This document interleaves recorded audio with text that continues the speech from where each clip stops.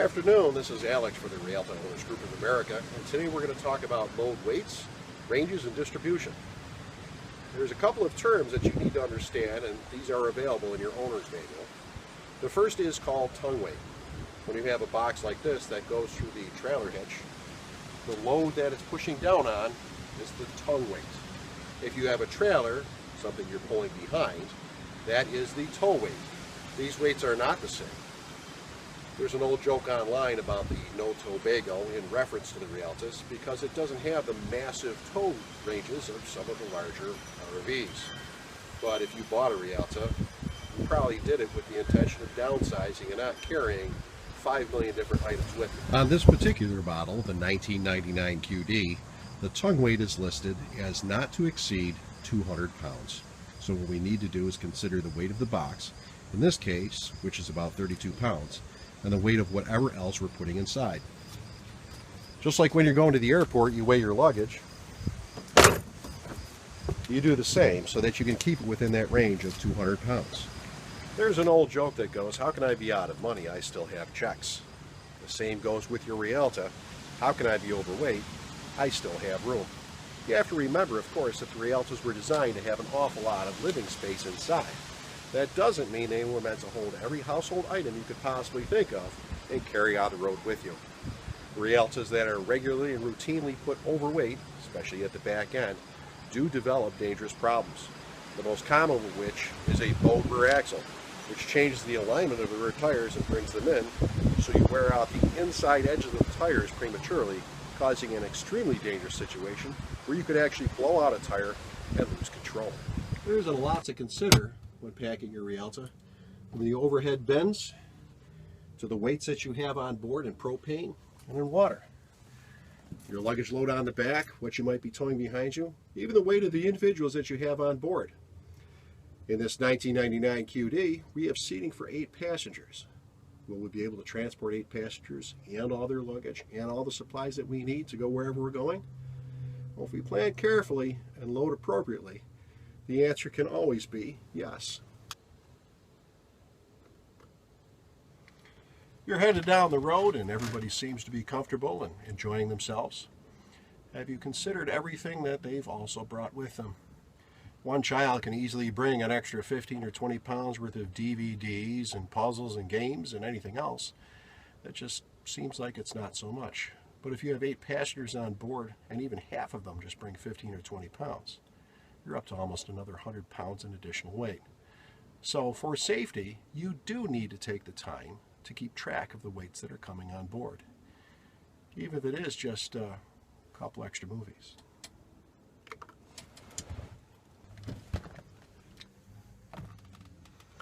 Your Rialta originally came with labeling from the manufacturer, Winnebago, that would tell you what the load ranges are.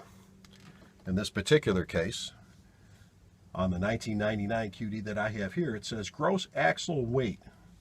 This means the maximum load that can be carried, spelled out in very clear English. In kilograms, 1,600 kilograms on the front and 1,800 kilograms on the rear. If you want to understand what kilogram load ranges are, just take the number of kilograms and multiply times 2.2, and that will give you the American equivalent in pounds. So when you read the labeling provided by the manufacturer, Winnebago, you can see that the load capacity is 416 kilograms or 916 pounds. Per the manufacturer, this means the maximum weight of all occupants, including the driver, personal belongings, food, fresh water, LP gas, tools, tongue weight of towed vehicle, dealer-installed accessories, etc. that can be carried by this motorhome. When we're going out in our Rialtas and we plan on a nice vacation, we want to have the conveniences on board that make that trip enjoyable. From having fresh water to make a cup of coffee, to having a fishing pole to stop at a lake and maybe catch a few. All these things do add to the total amount of weight that we're putting on board our Rialta. Some of them may be necessary, especially if we're going off-grid. Some of them are not, because we can pick them up as we get toward our destination. To understand the loads and the weights that we're dealing with, we've come on down to the training center where we can do some old school math. There are a few basic things that we all seem to understand. We need fresh water in order to survive, and we have a freshwater tank on board, as well as a gray water tank and a black water tank. The difference between the three, if you don't know already, is pretty simple. The freshwater tank is just that. It's the fresh, potable water that we can consume and use for cooking and drinking and washing without any concerns, if properly cared for, from bacteria or viruses or other contaminants. We have a tank on board the Rialta that holds 20 U.S. gallons, or 75.71 liters. That comes with weight. We also have the gray water tank, which is the water that comes from the sinks. The sink water can have soap in it, it can have toothpaste in it, maybe some mouthwash, maybe rinsed off some makeup, whatever that may be. That's what goes down into the gray water tank. The black water tank is just what it sounds like. It's everything else that's processed through the bathroom, through the commode, goes into that tank. We usually don't travel with the gray water tank or the black water tank full, except maybe from where we're camping to the nearest dumping station. But we do need to account for the weight of the fresh water that's on board. 1 single gallon of fresh water weighs 8.34 pounds, or 3.78 kilograms. When we add that up, along with the other weights that we're carrying, it tends to get pretty heavy when we're not even thinking about it. Let's talk about these weights in real numbers. As I mentioned earlier, the freshwater tank holds 20 United States gallons, or 75.71 liters. Coming in at a weight of 8.34 pounds per gallon, we're looking at 166.8 pounds, or 75.66 kilograms on a full freshwater tank. If you're going off-grid and you need this water in order to sustain yourself off-grid, you have two options. You can either fill up before you go and carry this weight down the road and leave some other supplies behind, or you can find out where the closest freshwater supply is to your destination and fill up just before your arrival. Those short distances in slow driving, although still overweight, will be less detrimental to your vehicle than traveling down the road with the full weight. Now, let's just say that we're in a campsite, we filled up our freshwater tank full, and we're getting ready to head on out. Now we also have to consider the weight of the gray water tank and the black water tank. The black water tank on the units carries 13 gallons, or 49.21 liters. We're looking at a weight of 108.42 pounds, or 49.18 kilograms on a full black water tank. On the gray water tank, the QD carries 9 gallons, or 34.07 liters. The FD and the HD, at least in the 1999, carried 6 gallons, or 22.71 liters. This has to do with the spaces and the adjustments that were made according to the configuration that is inside the Rialta. Let's talk about some weights. When you're talking about the weight of the 9 gallons, or the 34.07 liters, you're talking 75.06 pounds in the QD, which translates into 34.05 kilograms. In the FD and the HD, just over 50 at 50.04, or 22.7 kilograms. Now, of course, we want to empty those tanks before we leave the campground. You can also empty your freshwater tank at the same time if you're not going to need it. If all you need is a little bit of water for the road, bottled water kept inside your refrigerator is just as good as anything else. Now let's talk about that refrigerator for a second. When you're off-grid, you're running on propane. Propane does have a weight. It's less per gallon than water. I was surprised how much less, but we need to consider that as well. If you're going off-grid, or even if you're going to a conventional campsite, you should consider mapping out where the closest propane supply is, closest to your destination. That way you don't have to carry that weight and you can carry in more of your supplies and materials. Let's talk about the weights of propane. Propane actually weighs 4.23 pounds per gallon, or 1.92 kilograms. We can carry a total of 7 gallons of propane on board. So what are we looking at in total weight? 29.61 pounds, or 13.43 kilograms. Now, let's look the devil in the eyes for just a minute. Let's say we have a full freshwater tank, a full blackwater tank, a full gray water tank on the QD, and we have a full load of propane. We're at 380.61 pounds before we add so much as a sneaker or a fishing pole, or 173.43 kilograms already loaded onto your Rialta. This is why we need to have a little checklist before we start loading the Rialta, so we can make sure that we stay within the limits that are recommended and strongly encouraged by Winnebago. This may be a little difficult for you to see, but this information can be found online or in your owner's manual. This particular example of a specification sheet is for the late model 1999 Rialta.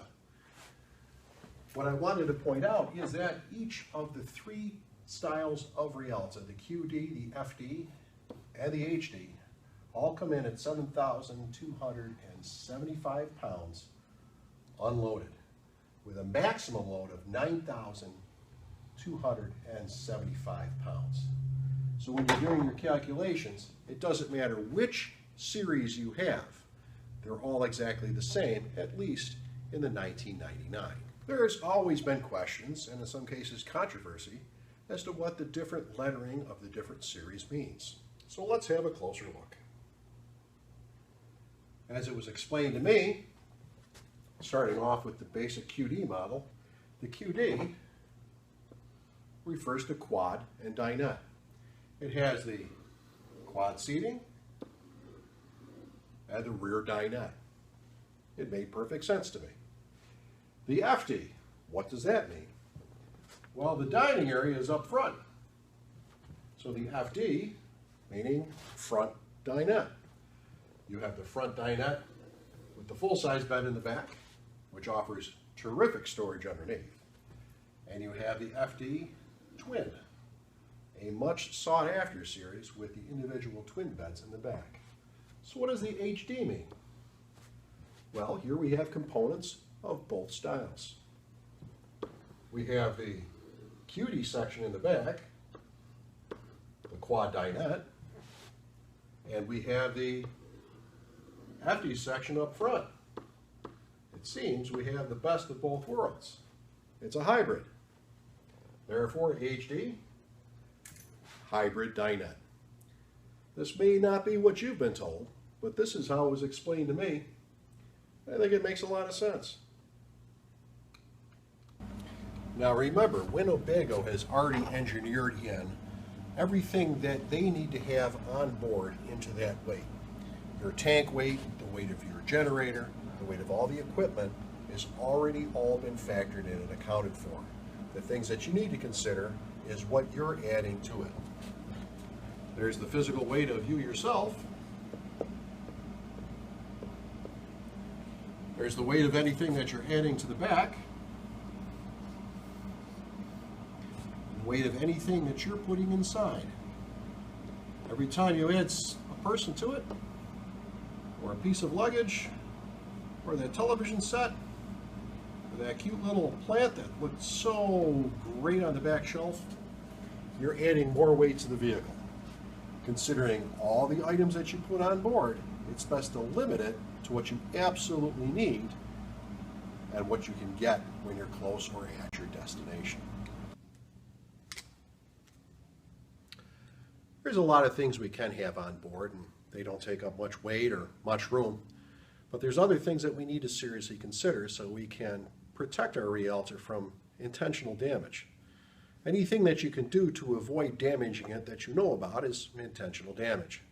You can't always avoid a pothole, you can't always avoid a hailstorm, but you can avoid overloading your Rialta and causing it harm in the big picture, which is going to cost you money or even your Rialta down the road. In my opinion, there are three basic categories of items that we load on board. The first one is consumables. It is just what it says. Food and beverage, toilet paper, wipes, sundries, paper towels, soaps, shampoos, and cleaners. These are things that we load up, that we utilize while we're there, so that weight disappears by the end of the trip.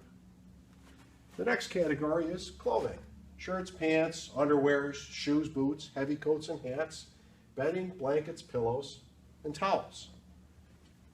Now, we don't have to load up huge suitcases full of clothing because we're not staying in a hotel. We have a closet. We can actually hang those items inside, and we can put the other items in the drawers or other storage that we have, so that we balance out that load to the center. That takes care of this problem here. When I'm traveling and the bathroom shelves are down, that's where the sheets and the pillows and everything are stored above, all wrapped up in plastic bags, all safe, secure, dry, and clean and ready to use. When we stop, we take those out, then we can set up the restroom whatever we need to, or the outdoor shower the way I prefer to do it. The next one is comforts. These are things like sport gear, fishing poles, golf clubs, firearms if you're going hunting, craft supplies, which is everything from knitting and sewing to scrapbooking materials, which can be heavy boxes of paper and scissors and cutters and other things. The extra grill that so many people like to bring along because you don't want to cook everything indoors. And if you're going off-grid, it's not going to be a finished off, really nice recreational vehicle site that probably has a separate barbecue grill that you can utilize. What's not covered in this is what becomes a concern because we put it off to the back of our minds, but we don't really think about it. And these are items that can really weigh down our vehicle. I'm talking about the unintentionals. That toolkit that you're just not going to leave home without. The extra heavy jack that you're going to put in just in case you get that flat tire. The spare parts because, well, we might need a hose, we might need this, we might need that. Let's not forget about all those flashlights that we put on board along with all the extra batteries or the charging units. We haven't even talked about the cookware, the parts of the pans, the utensils, the plates, the bowls, everything that we need in order to eat. Placemats, candles, all those things that we need so that we can sit down and be comfortable just like we were at home. There are options to those. We can buy lighter options of those particular items, or we can buy disposable items which weigh a lot less but contribute to the pollution and the garbage problem that we already have at so many of our campgrounds. So how do we cut down on some of these? Let's cover these categories one at a time. Consumables, food and beverage. If we can buy that at the grocery stores closer to our destination, we take that weight out of the vehicle and it allows us to get better gas mileage. Items like toilet paper we may have a preference on, and wipes and sundries and paper towels. These items weigh virtually nothing, and I usually don't count them in the weight calculations when I'm loading up the vehicle. Soaps, shampoos, and cleaners, those are low weight items, but you should have a bin that you keep these things in that you can get a gross weight on simply by stepping out of the scale while holding the bucket. As far as soaps and shampoos go, if you're like me and you're just going out and you're not planning on going to a 5-star restaurant or a red carpet event, you can buy the body wash shampoo in one, which cuts it down to one bottle that you have. It's easy to store, you know where it's at, it's not all over the place, and when it's done, recycle the plastic. Even with consumable items, there's ways to cut down on the load that you're going to be carrying even for short distances. Things like beans you can buy in dry form, which gives you a larger quantity once they're rehydrated at the campsite or wherever you happen to be going. Other items like drinks, if you're going to be loading up on potable water once you get to your destination, you can bring just drink mixes.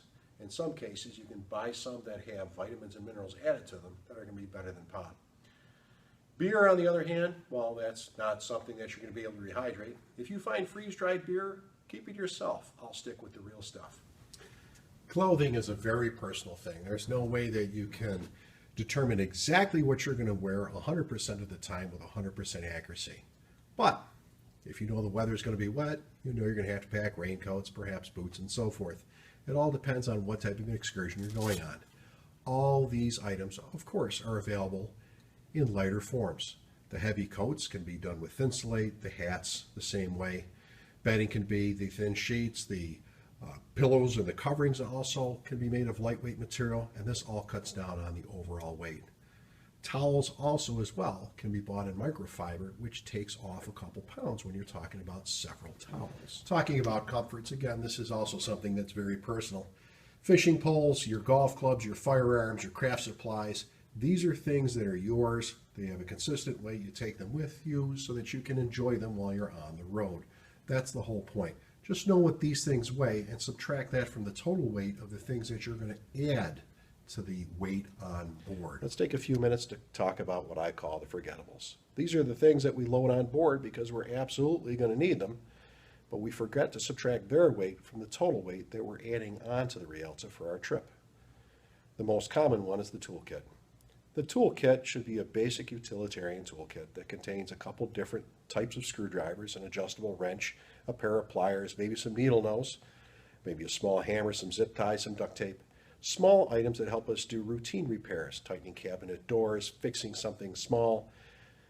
If you feel the need to carry an entire mechanic's toolkit on board, chances are that you're aware of some issues on your Rialta that should keep you off the road to begin with.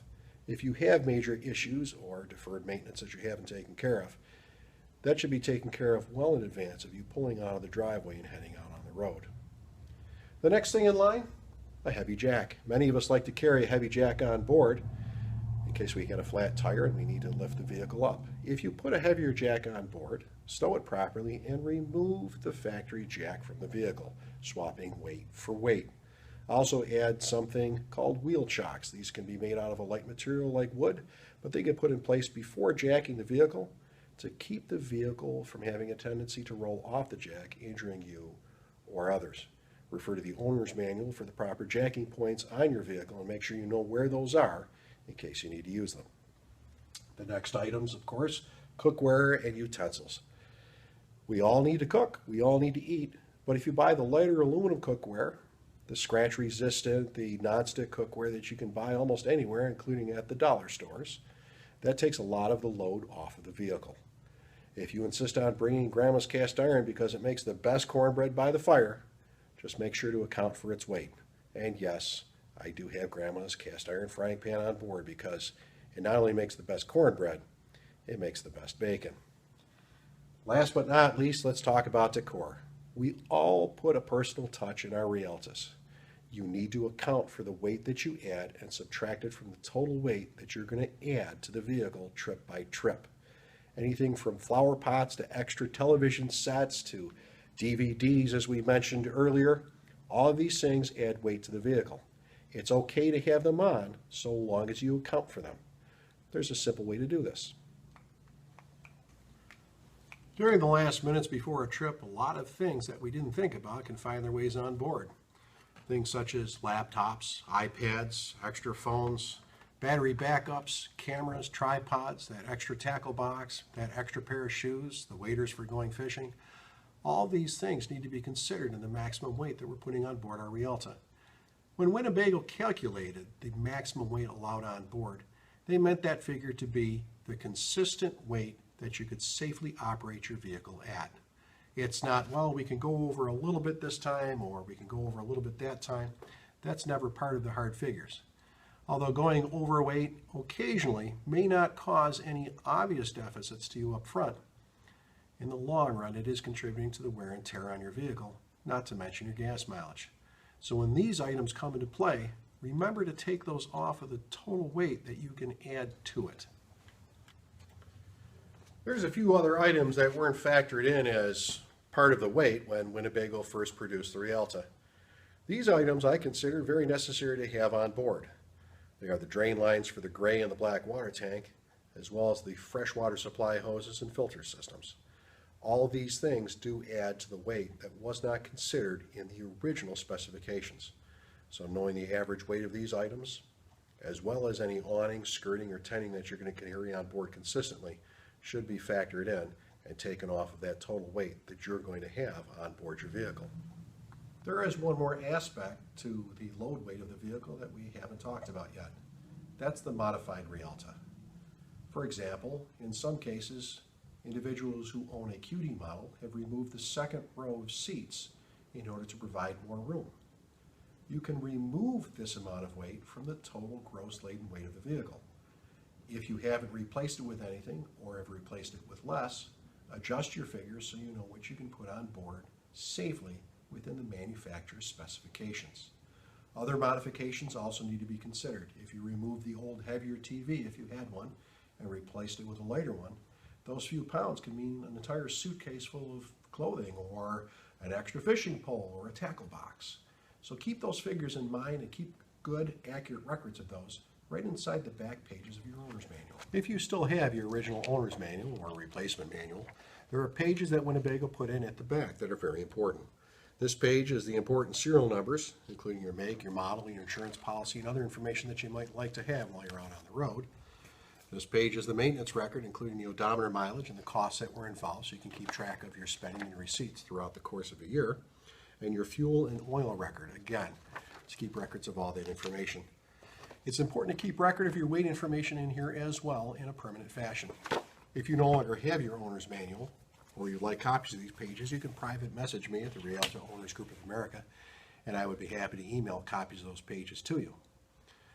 Otherwise, if you don't have any more questions, we've pretty much wrapped up everything we can as far as the proper weight and measures on board your Rialta. For the Rialta Owners Group of America, from the Western New York Adult Continuing Education Center, I'm Alex. Have a great day.